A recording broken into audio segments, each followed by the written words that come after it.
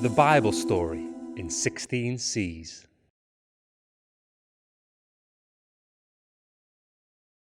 After King Saul died, David took the throne as king of Israel. He was a good king, and God gave him many victories over his enemies. Although David was a good king, he wasn't perfect. He sinned and disobeyed God. But one thing he didn't do was turn away from God to worship false gods. David continued to love and serve God faithfully all his life. After David, his son Solomon became king of Israel. He built God a beautiful temple in Jerusalem and was wiser than any other man on earth. But even though he had great wisdom, Solomon too disobeyed God and married hundreds of foreign wives. These women pulled him away from the one true God and persuaded him to worship foreign gods. As Solomon grew older, his sin and disobedience got bigger and bigger.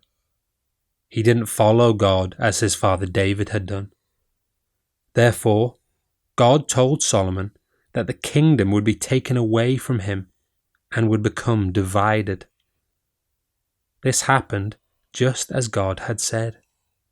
The kingdom was taken away from Solomon and divided in two. In the north were the 10 tribes of Israel, and in the south, the 2 tribes of Judah. The story of Israel and Judah is not a happy one. The kings of Israel continued to sin against God. Instead of worshipping the true God, they followed false gods and secretly did things that shouldn't be done. Yet God, in his kindness, kept warning Israel by sending them messengers called prophets. Despite these warnings, Israel didn't listen, and so God was rightly angry at them, and he used the nations around them to punish them. The king of Assyria came and surrounded Israel's capital city, Samaria, so that no one could get out. Finally, the Israelites gave up, and they were carried away in chains as prisoners to Assyria. While the kings of Israel in the north disobeyed God and were finally captured by the Assyrians, another group of kings ruled over Judah from its capital city, Jerusalem, in the south. At first, it seemed like the kings of Judah would be just as wicked as the ones in Israel.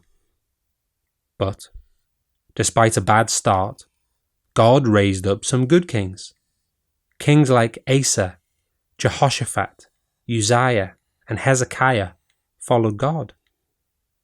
Hezekiah's grandson, Josiah, became king of Judah when he was 8 years old. Imagine that. Even though he was young, Josiah followed God and obeyed his law. After King Josiah died, things began to get worse and worse as the kings stopped obeying God. God sent prophets like Jeremiah to warn Judah about the coming dangers, but the people wouldn't listen. Instead, they made fun of God's messengers and ignored God's loving warnings. Finally, things had gone too far, and God showed his right anger against them. Nebuchadnezzar, the king of Babylon, captured Jerusalem and took the people back to Babylon as prisoners. Those were terrible times. God brought destruction to Israel and Judah because his people kept on sinning and ignored his warnings through the prophets for hundreds of years. But even then, God gave some hope. Although his people were taken in chains as prisoners, God didn't abandon them. He promised that a day would come when he would raise up a new king who would rule with justice and goodness. Can you guess who this wonderful king would be? That's right. Jesus is the king God promised.